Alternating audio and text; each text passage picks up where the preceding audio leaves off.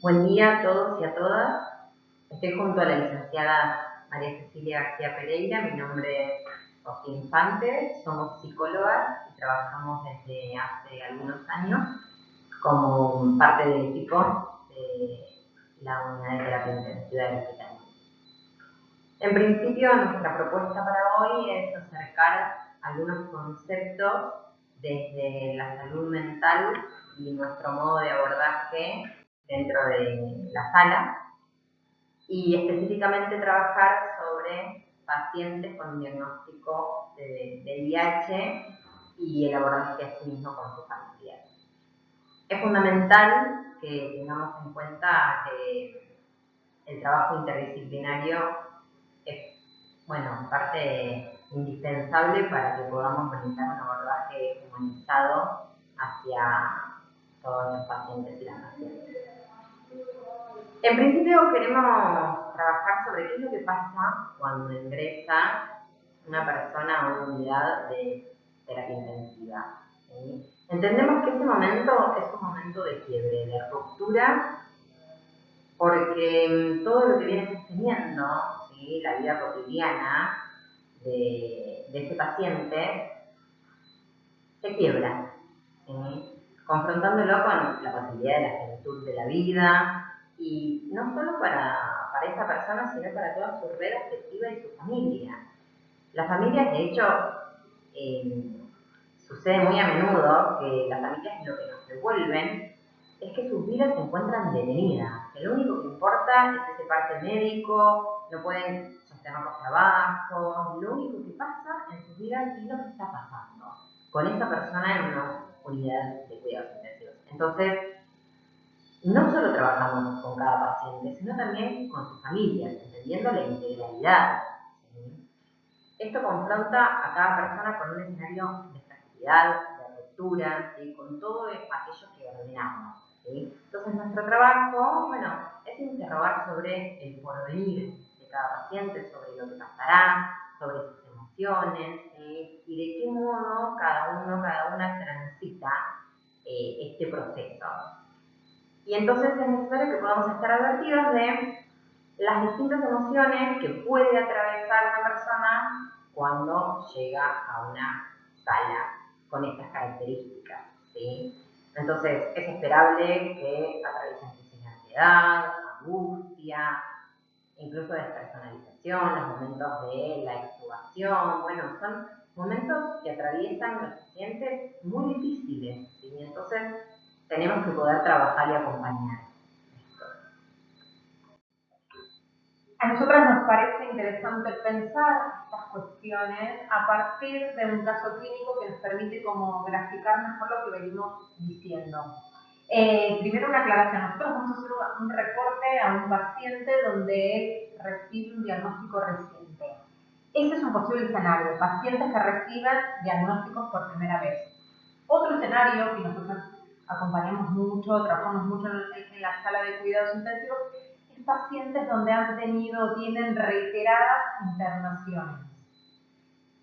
Generalmente por abandonos de tratamientos previos.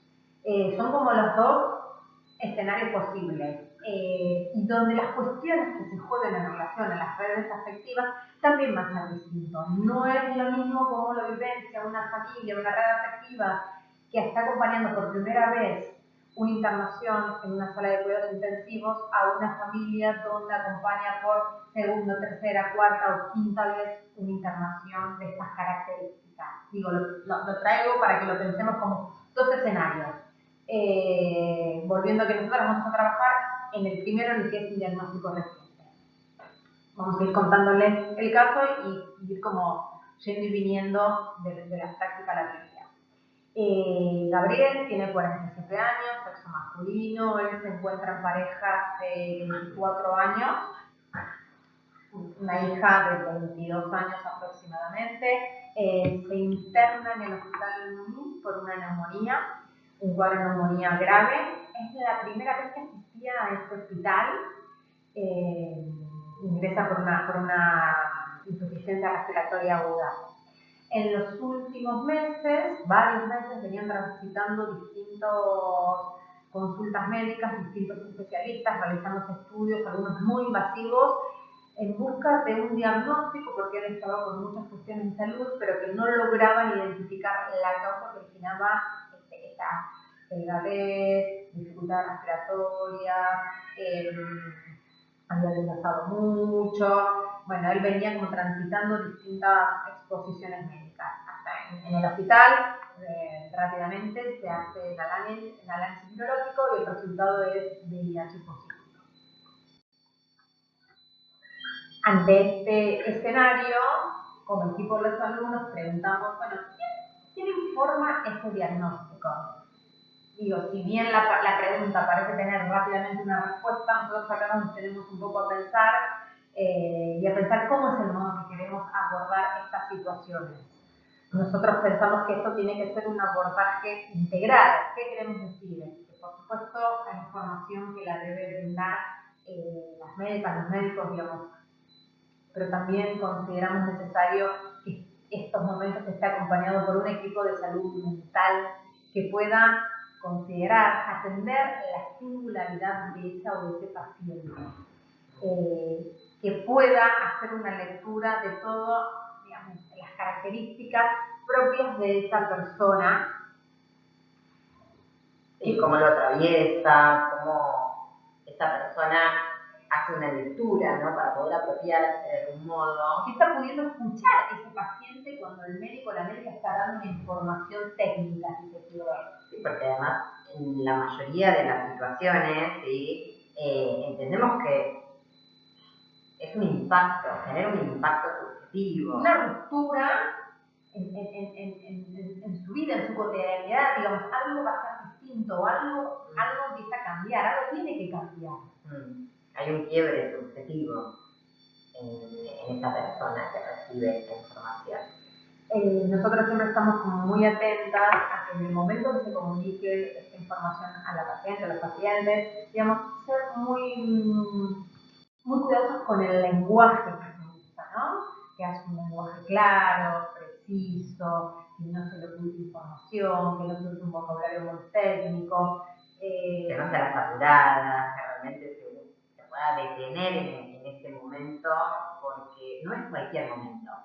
Ese momento en el cual se informa, se da esta información a una persona, para esa persona no va a ser un momento más, va a ser un momento de quiebre. Entonces es necesario, como dice Cecilia, que podamos brindar condiciones para que ese momento, que va a ser un momento de impacto en la subjetividad, bueno, tratemos de abordarlo con el mayor respeto, con la mayor empatía posible, dando lugar también a las preguntas, a que la persona pueda, bueno, incluso dar lugar al silencio, a la espera, a la escucha. Perdón, y entendiendo que aunque esa vez se dé toda la información, estemos todos, estemos a disposición, quizás esta conversación se tenga que volver a tener una y otra vez, porque es un proceso que muchas veces podemos incorporar, tramitar o asumir determinada información. Entonces, no alcanza con decir, bueno, ya se lo dijimos, ya le contamos su diagnóstico. Bueno, sí, tendremos que volver a escuchar, a ver qué pudo escuchar esa persona, qué comprendió. Son los tiempos subjetivos de la persona. Digamos, en general, volvemos a decir, cada persona lo vive de un modo individual, subjetivo, distinto, pero es frecuente que aparezcan sentimientos de mucha vulnerabilidad, de culpa, de ansiedad, de angustia, de mucha vergüenza, digo, son diagnósticos que están impregnados de mucha estigma, de discriminación. Y no es cualquier diagnóstico, no es cualquier información. Muchas veces el temor también en relación a su familia, en relación al entorno, a lo laboral incluso. ¿Qué decir y qué no? ¿Qué van a pensar? ¿Cómo lo digo? ¿Lo quiero decir? ¿No lo quiero compartir? Entonces, a ver, hay otras situaciones en las cuales hay personas que tienen una posición muy negacionista de no, eso no me puede estar pasando a mí, no, yo no creo en el resultado. Entonces, hay que entender que es un proceso, ¿sí? Que tenemos que dar lugar a los tiempos y no apresurarnos tampoco, ni a que tenga que comunicar la información, ni que tenga que tomar una decisión en relación a algún aspecto de su vida. Porque, digamos, también tiene que quedar en claro que nosotros vamos a dar información, vamos a informar sobre sus derechos, vamos a acompañar, vamos a informar, pero nunca vamos a hacer ni un juicio de valor, ni vamos a hacer una pregunta que no nos corresponda a nosotros, ni vamos a un comentario que pueda ser vivido como una sanción. En esto es Hay que importante. estar muy cuidadosos y cuidadosas, realmente.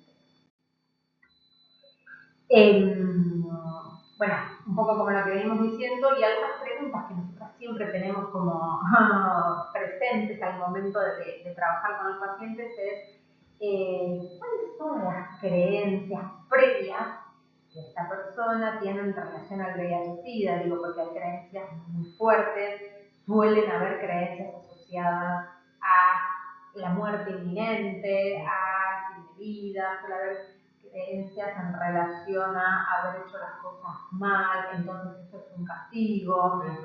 Sí, muchas veces es importante también en esto de, a ver, bueno, ¿qué saben hasta el momento? Si conocen a alguien con un diagnóstico de VIH, si se hicieron testeos previos, si es la primera vez, si les sorprende el diagnóstico, si esperaban este diagnóstico. Es necesario poder trabajar sobre estas cuestiones, la capacidad de comprensión de cada paciente, si entiende la información que está recibiendo, si necesita que volvamos a abordarla incluso desde otras palabras, poder preguntar qué es lo que entendió, qué es lo que quiere saber, si cuenta con una red afectiva, si hay alguien que puede estar dispuesto, si hay niños, niñas también. Perdón, el punto de la red afectiva es muy importante, digo, porque primero evaluar si puede identificar personas con quien quisiera compartir este diagnóstico, para que estés acompañado, para poder estar más contenido, pero también, digamos, nosotros tenemos que recordar que si el paciente decide en ese momento no contar, pongamos a modo de ejemplo, amigos, familias, nosotros no podemos dar esa información. Con lo cual también lo tenemos que tener en cuenta porque nosotras también acompañamos a las familias que están, que asisten a visitar a los pacientes y demás, y ellos también tienen un montón de preguntas, angustias, muchas veces al no poder tener o al no tener en ese momento hasta que el paciente no lo decida ese diagnóstico genera un montón de fantasías, de ansiedad, de enojos, de incertidumbre, desconcierto. Entonces, esto también lo tenemos que tener en cuenta nosotros al momento de acompañar a las familias que están viviendo este momento de tanta incertidumbre para ellos. Y bueno, como venimos conversando, sí, es necesario generar un espacio con todo esto que abordamos, un espacio seguro, empático y confiable. Esto es importante porque habilita que podamos construir una alianza terapéutica con este paciente, esta paciente, ¿sí? ¿Y para qué necesitamos que se pueda construir esta alianza? ¿Sí? Ya sea con un profesional en particular o puede ser con la institución misma, ¿sí? Pero es necesario para que pueda haber una buena comunicación, una comunicación fluida, donde esta persona pueda acercarse, pueda hacer una pregunta, que no sienta vergüenza, sino que pueda abrir sus prejuicios, lo que siente. Esto es fundamental para trabajar sobre las creencias que vienen sosteniendo, ¿sí? Y también de algún modo, bueno, esto que vos comentabas sí, en relación a lo familiar, y a, bueno, dar pausas, esperar por tiempos de cada uno, de cada una, ¿sí? Pero todo esto que venimos de alguna manera acercando es que es fundamental porque posiblemente una buena alianza terapéutica tenga efectos en la adherencia de cada paciente, ¿sí? Pero nosotros no sabemos si este paciente va a continuar el tratamiento en este hospital, en otro. Entonces, estas instancias, estas entrevistas en el marco de la internación, las tenemos que pensar como una oportunidad para intentar llegar con la mayor información y con preguntas que lleven a pensar y a reflexionar, vuelvo, ¿no? Como oportunidades son, que no sabemos cuándo lo vamos a ver, pero tenemos que aprovechar esta instancia. Cuando hablamos de la adherencia al tratamiento, bueno, entendemos que es un desafío para la salud pública. Muchas veces nos encontramos preguntándonos qué hacemos con este paciente, cómo acompañamos, por qué está pasando tal cual, por qué pasa lo que pasa, por qué no toma la medicación, por qué no sostiene, por qué no tiene los controles. Realmente es un desafío que se presenta desde hace años y en la actualidad sigue siendo, ¿sí? Un tema que tenemos que seguir trabajando en relación a esto. Porque digo, bien los pacientes piden perdón, nosotros no nos tienen que pedir perdón, pero esto es algo que lo tenemos que abordar de modo interdisciplinario, porque no alcanza con que el paciente se informe los riesgos. Y la información per se, o sea, no es solo la información. Claro, ¿no? Digamos, uno puede informar, pero hay que evaluar qué aspectos emocionales están obstaculizando para que haga efectivamente la toma de medicación, la adherencia, ¿no? Porque hay pacientes que dicen, sí, yo sé, me voy a morir, yo sí, o yo sé que no sé, o yo sé que... Pero es la internación, la quinta internación, y de algún modo escuchamos mucho también esto de, pero yo necesito de la información, pero yo no entiendo. No puede voluntad, pero no puede... Bueno, no es, digo, hay que estar advertido de esto porque no es personal. Bueno, ¿qué le pasa a este paciente cada vez que tiene que confrontarse con tomar la medicación? La familia sabe, no sabe, lo tiene que ocultar, no lo oculta. ¿Qué pasa con el trabajo? ¿Qué pasa con su red? Es mucho lo que tenemos que evaluar. Y como decías vos hace un momento, qué importante es este primer momento, ¿sí? Después, por supuesto, que se trabajará, se acompañará, pero el primer momento es un momento inaugural donde, bueno, es el momento que tenemos para aprovechar, para realmente, tener en cuenta todo. Para abrir ahí pregunta, porque puede hacer una diferencia el modo en el cual acompañemos y abordemos esta primera instancia. ¿Cómo recibe esa primera información? Va a ser una diferencia. Nosotros ahora vamos como a volver a la situación de Gabriel un poco para seguir ejemplificando lo que venimos contando. Abordamos esta situación de manera interdisciplinaria y Gabriel se mostraba lúcido, visible, él tenía buena comprensión de la información y de la situación que se le estaba presentando, de las características de la nivel. Sí, se mostró muy angustiado desde el primer momento. Sí, sobre todo en relación al diagnóstico, pero a su vez, ¿qué pasaba con su pareja? Con quien dijimos tenía una relación estable hace 24 años, sostenía actualmente. Perdón, una pareja con distintas comorbilidades, distintas cuestiones de salud delicadas, y que en las creencias, en los preconceptos de Gabriel, el HIV estaba asociado a la muerte. Para él era inminente la muerte. Y le preocupaba mucho cómo podría reaccionar su pareja al momento de tener esta información. Entonces esto era lo que, en reiteradas entrevistas, porque no fue en una entrevista, no fue abordar esto en la primera entrevista, en el primer encuentro que tuvimos con él. No, esto es un proceso, esto lleva su tiempo. Entonces, él pudo empezar a hablar de lo que pasaba a él, en relación a su pareja, qué quería hacer con esta información, ¿sí? Entonces, es necesario poder dar tiempo, ¿sí? Detenernos, escuchar qué pasa ahí. Y también, en la medida que él iba recibiendo información que era clara, precisa, gradual, entonces iba conociendo cómo iba a ser el tratamiento, qué iba a tener que hacer, cómo era la medicación, él también pudo ir aliviándose y tranquilizándose de esta fantasía de que iba a tener que hacer un tratamiento con muchísimas pastillas, muchísima medicación, y su calidad de vida ser mala. Cuando él fue recibiendo información que esto no era así, se lo fue explicando, esto generó mucho alivio y tranquilizador para él. Acá un poco se abre inevitablemente una pregunta en relación a la confidencialidad. Bueno, ¿no? ¿Qué Nuestra responsabilidad, ¿no? ¿Qué sucede? ¿Qué pasa con tu paciente? Porque además, hablando de la alianza terapéutica, una de las cuestiones fundamentales es garantizar el derecho a la privacidad de esta información.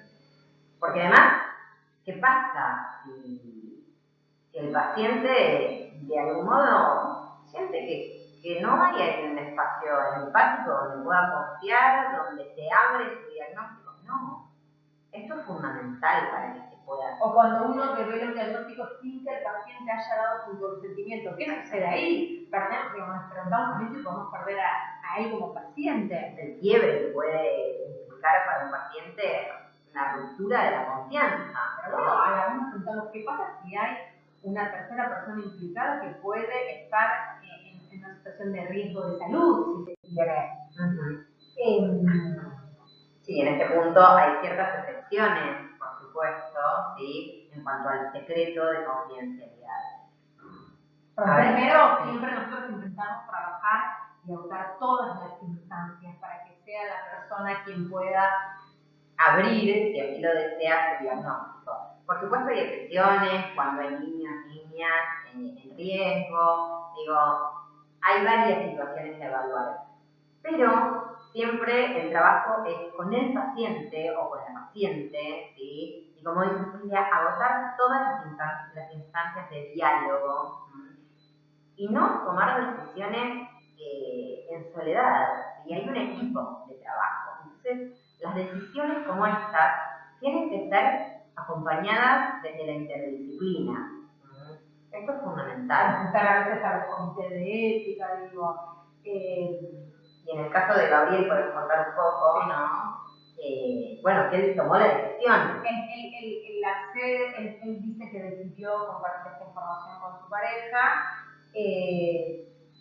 pero que quería nuestra presencia para poder, bueno, como sostén para él emocional. Pero es él quien decide, estando internado, darle esta información a su pareja. Ella en ese momento decide hacerse, bueno, nada, ella lo vive con un montón de emociones, de incertidumbre, desconcierto, muchas preguntas se empiezan a abrir, pero inmediatamente ella decide realizarse los análisis y ella también tenía astrología positiva y acá es la importancia de que ella haya recibido esta información. Porque también se la pudo acompañar en la un espacio de consultorios externos de salud mental, estaba muy angustiada, muy enojada, y entonces, un espacio donde se pueda tramitar la angustia, el enojo, el ir procesando determinada información. Y volvemos, siempre nosotros decíamos, siempre como pensando en que esto va a redundar en una mejora del tratamiento. Sí, y poder historizar y poder tomar algo de este diagnóstico, que el diagnóstico no es identitario, no hace a la persona, pero sí es necesario que este diagnóstico se pueda apropiar para poder hacer un tratamiento. Si no, si queda por fuera de la persona, de la historia de la persona, bueno, es muy difícil que se pueda sostener y adherir al tratamiento. Muchas veces vemos cómo pasan por distintos momentos, ¿no? De mucho enojo, de mucho rechazo, esto no me corresponde a mí, esto no me tocaba a mí, no era para mí, yo no hice nada malo para que me tengan que dar este diagnóstico. Esto suele ser una etapa como aguda en los tratamientos y después va deviniendo a veces en angustia, en la frustración. Y también, bueno, puntualmente en el caso de Gabriel, es tan importante también acompañar estos primeros momentos porque, bueno, ya abriendo un poco el desenlace, pero es el día de hoy actualmente que tanto Gabriel como su pareja se encuentran haciendo un tratamiento en salud mental y pudiendo adherir al tratamiento y a la medicación antirretroviral, porque también, bueno, de alguna manera está acompañando, ¿sí? Y esto es importante. Por supuesto, hay pacientes que sí quieren sostener un espacio desde salud mental, de psicología, hay pacientes no, digo, y eso no es por visión, por supuesto que no, pero sí hay que escuchar en ese primer momento. ¿Qué es lo que esa persona está necesitando? ¿De qué manera podemos acompañar? ¿De qué manera podemos abordar? Y también escuchar siempre, si en este caso Gabriel, su esposa, quien fuera, digamos, si se sienten que pueden a su médico acercar la pregunta, si se sienten escuchados, porque muchas veces en el proceso empiezan a aparecer muchas preguntas en relación a lo médico que quizás podemos decir son preguntas muy sencillas, no importa, pero nosotros no podemos desestimar si la pregunta es más o menos importante y para el paciente es importante llevar esta pregunta y tener una devolución. Sí, que no sienta vergüenza, porque a veces, no, pero esta pregunta es una pregunta muy tonta. No hay preguntas tontas. Y te hay que volver 7 veces sobre eso, te volverás 7 veces sobre eso. ¿Sí? Entonces la importancia de sentirse alojado, escuchado, ya sea en un espacio psicológico o en el consultorio médico, pero que su pregunta tiene lugar y es importante. Estas son cuestiones que van marcando la diferencia a posibilitar que los pacientes se vayan instalando en los dispositivos. Y bueno, en todo esto que estamos abordando, a lo que vamos es a la importancia de poder trabajar de manera interdisciplinaria. Con esto, ¿qué queremos decir? La interdisciplina no es mandar una interconsulta y, bueno, que se haga cargo de salud mental. No. De hecho, nosotras formamos parte del equipo de la terapia intensiva. ¿Sí? Es un equipo donde se conversa, en el cual debatimos, ¿sí? Y trabajamos sobre cada paciente de una manera integral, ¿sí? Con una mirada desde las distintas, desde los distintos aspectos de su vida, ¿sí? Y entendiendo que cada profesional tiene un saber para contar y para nutrir, para traer información novedosa de alguna paciente. Y para abordar un aspecto de ese paciente, ¿no? Como determinamos cada uno mirar y después pensar, pero no abordarlo solo, ¿no? Sino después ponerlo en discusión y pensar entre todos, bueno, la construcción individual que hacemos ante cada situación.